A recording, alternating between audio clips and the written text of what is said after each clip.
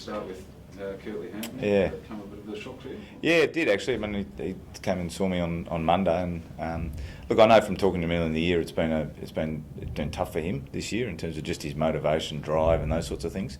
But yeah, it came as a surprise when he came and spoke to me and said that was sort of the conversation he'd been having, and that was where he was headed. And it's sad and disappointing when a young man decides to finish his career up, but we wish him well. Did you have any inkling that it was coming up, or any signs? No, not really. I mean, as I say, I know that he's been battling this year with just that real drive and love of the game and what's required. And it's a demanding game. We understand that, and he's done it since he was just out of school when he got drafted by GWS and jumped on a plane and went over there. So I think it's a whole range of things for Curtly, and he's made that decision, and we support that decision, and we'll continue to support him and wish him well for the future. Did his last game obviously against Richmond probably wasn't his best. Was that sort of come in the frame of it? No, it certainly wasn't discussed between him and I. There wasn't one specific incident or game or anything else. It was more his overall drive for the game. And as I said, we demand a lot in our environment, for players and coaches and the like. And as I said, I think he's got to a point where he's been an assistant for 8 years, and he feels like he's given what he could give, and it's time to move on to the next chapter of his life. Not many players retire at that age, though, do they? There's a few that do. I mean, again, it's a unique circumstance in that he started so young as well. So again, everyone's individual situation is very different as well. So, with respect to Curtly, he's got our best wishes going forward. There was lots of talk about his involvement with the pre-season camp, and does the club feel any kind of responsibility? No, that had nothing to do with the decision. To be really clear on that, absolutely nothing to do with the decision. So he's still in a good headspace with how that... Well, he's clearly in a headspace where he's finished up his career, but it's nothing to do with that. It's to do with, as I said, the things which are required as a professional footballer, and his as I say, his loss of drive and passion for that. And to his credit, when we had the conversation, he was actually saying, look, I feel like I'm almost robbing someone else of the opportunity if I stay and I keep going forward and I try to stay on the list and do things. So, that's the sort of quality of individual we're dealing with. And as I said, it's a sad day for us, but hopefully for him it starts the next chapter in his life, and he can move on and do other things which don't involve obviously kicking footies around. What were his mannerisms like, Don? He's fine. The club, he's fine.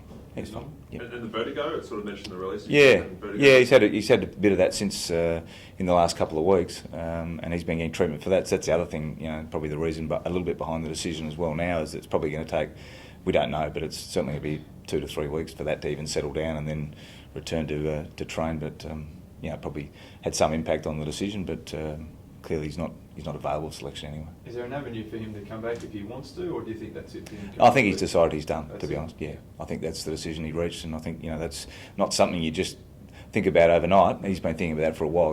Given you're putting your career on hold, or not on hold, you're putting your career behind you, really. So the decision was taken with full facts and clearly full idea of what he wanted for his life going forward, which doesn't involve playing football at AFL level. So he doesn't train, doesn't come to the club anymore? No. As of no, he's retired. Yep.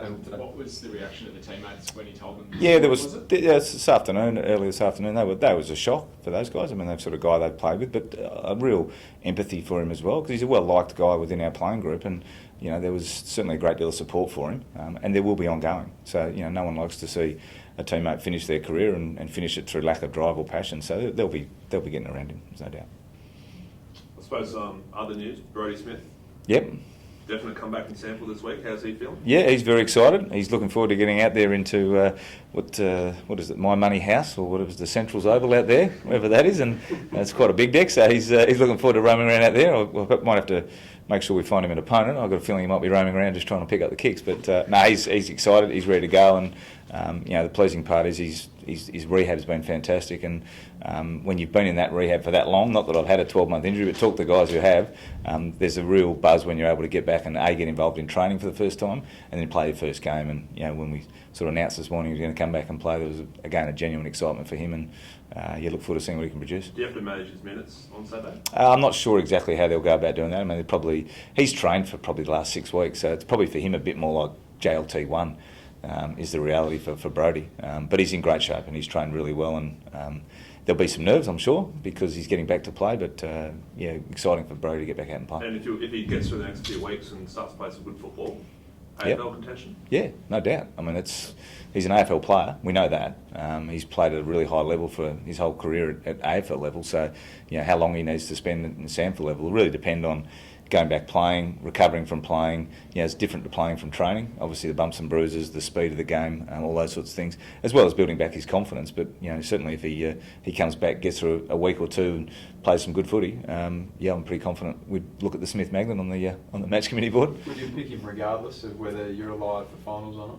I think if he's ready to play, he plays. Yeah, I think that's probably my view at the moment. That's the question I had, in terms of his return to play, was like, well, is he ready to play? And if he's ready to play, we play him. There's always going to be some risk. That's irrelevant. That'll be irrelevant at the time necessarily. But they're really confident, and it's been ticked off by surgeons, doctors, everyone else in our medical group have said, no, he's ready. He's done everything he needs to. So we'll play him, and then if that means AFL down the track, we'll look at that as well. What's the most likely scenario? 2 games SANFL and then? Don't know. It's too hard to tell. No, really, it's going to depend how he, because there's not only there's obviously the knee, but then there's the rest of the body, which needs to adapt to game loads, and we'll see how he does that. Now he's got an experienced body. He's played a lot of footy for us, so that might be quicker. It might be slower. I don't know. I'll have to wait and see. Do you have a percentage of the game you'd like him to play this week, or just like 50%?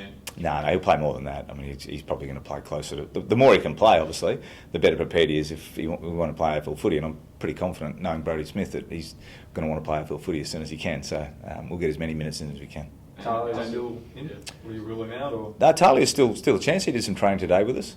It's one of those ones that probably sounds worse in a lot of respects than it is. When you say you've got a break in a leg, it's a small fracture in there. It's a non-weight bearing area of the leg, so it's not like something he's going to load up and is going to go snap. It really comes down to his capacity to tolerate that pain, but also the functionality that it provides him. And last week, ahead of the Geelong game, looking at him in the fitness test we had, he just didn't have the functionality to be able to play. So he looked better today, and we'll give him every chance. Is that a concern, like how able he is to move around? Given Hipwood and a few of the Brisbane Lions forwards are pretty dangerous. Yeah, they've got some good forwards, whether it's Hipwood, McStay, the big guy McInerney as well. They've got some good targets. Probably more the reason why we'd like him to play as well. But we've got to make sure he's right.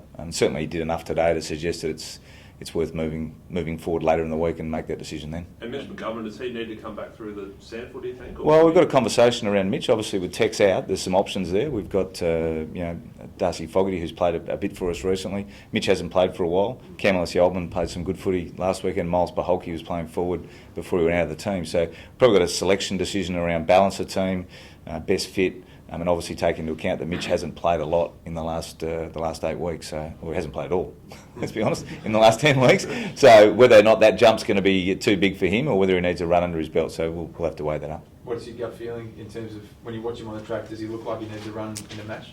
It's always hard when a guy's been out for a long period of time because you sort of sit there going, I'm watching his training form, but I've got to project that forward and also work out what does it look like at AFL level, AFL speed, AFL game. So I say we'll weigh all that up. We know that he's an AFL player because he's done that, and he's done that as early this year. He's had some really good games for us.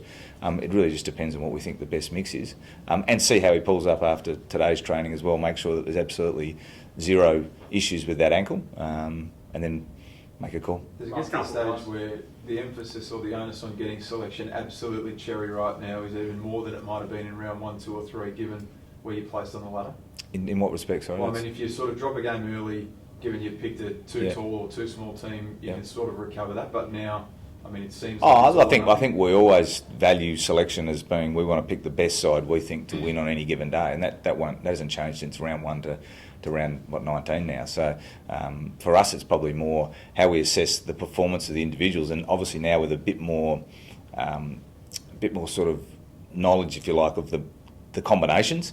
We actually have seen some of those and seen what works and what doesn't work for us as a group, and that'll be all put into the hopper, and I'll be interested to see what the other guys think in that space. What have you made of Brisbane in the last 2 weeks? Up and about a little bit, haven't they? Yeah, they played some really good footy. Obviously, they won their last 3.